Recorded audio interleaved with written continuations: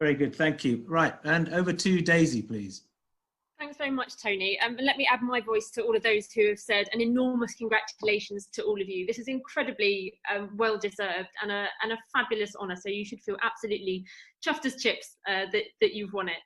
Let me say a few things. The first is that I'm the digital culture media sports spokesperson for the Liberal Democrats, and I've been talking to Tech UK recently. And as part of my conversation with Tech UK, they're a sort of industry body that represents the really big organisations like, Apple and Google and all the rest of them.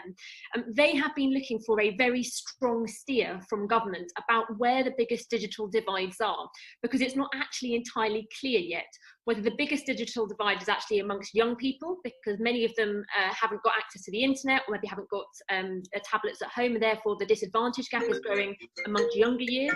There are several much older people, particularly those who are shielding, who may not actually have a tablet or digital skills, which means that they are becoming more isolated.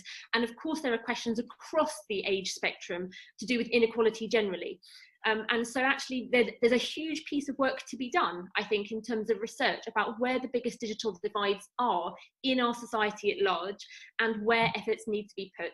And I think any work that Computer Friendly can do to actually build the evidence and build the case about the kind of the digital divide that exists in our own community, I think that'd be a really useful piece of grassroots research. The next thing I would say about this is that although I haven't actually been able to see any of your work in practice face to face yet, I am looking forward to doing so. And I have a bit of a personal interest in this, because my mum, who is a retired teacher, she's in her 70s, and she runs a pop-up digital cafe in a rural village in Suffolk. And in a tiny little church hall, once a week, she bakes cakes and makes cups of tea, and she trains people in their 80s and 90s on how to use digital skills, how to understand and spot scams, whether that's on the phone or whether it's on the internet or whether it's, text messages on your phone, etc. And she's been telling me about the extraordinary work that she has been doing, particularly with people with dementia. And this may not be new to any of you, but it just struck me, it was extraordinary. There's a woman in her village in her late 80s who wants to speak to her children in Australia, and they bought her an iPad with a cover on it. And because of the stage of her dementia, she can work the iPad, but she can't work it if it has a cover on it, because she can't see the depth. And so by simply removing the cover, she was able to actually communicate with her family. And that kind of very patient, teaching and very patient learning with each individual based on their own needs is, I think, an incredibly valuable skill. And I really can't wait to be able to come and see some of the work that you guys are doing face to face. So a huge piece of work to be done, I think, nationally about where the digital divide is. I've seen sort of firsthand through my mum the importance of this work, but of course I'd love to see it in St Albans as well.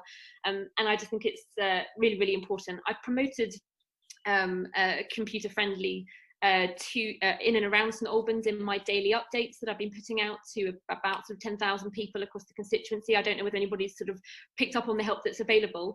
And just one other aspect as well, which I'll just feed into your thinking, which is that this is quite a sad, poignant observation. But at the height of the pandemic, when there were particularly some elderly people, older people who were in hospital, and they were told they didn't really have many hours left, or perhaps many days left. It was, as a local MP, I intervened a number of times for families to make sure that they could say goodbye to their loved ones using an iPad. And in many cases, it was very confusing, because if you're not feeling very well anyway, and you're not used to using a tablet, it's a very confusing experience to have to say your goodbyes to somebody via a tablet. And therefore, I think there is probably some work to be done at looking at how you bridge the digital divide, particularly in those very sort of distressing settings where people are isolated, whether that's in a care home or a hospital, as well as people in their own homes as well. So maybe that's something that you guys can pick up. But again, an enormous congratulations, really well done. And from the bottom of my heart, thank you for everything you're doing.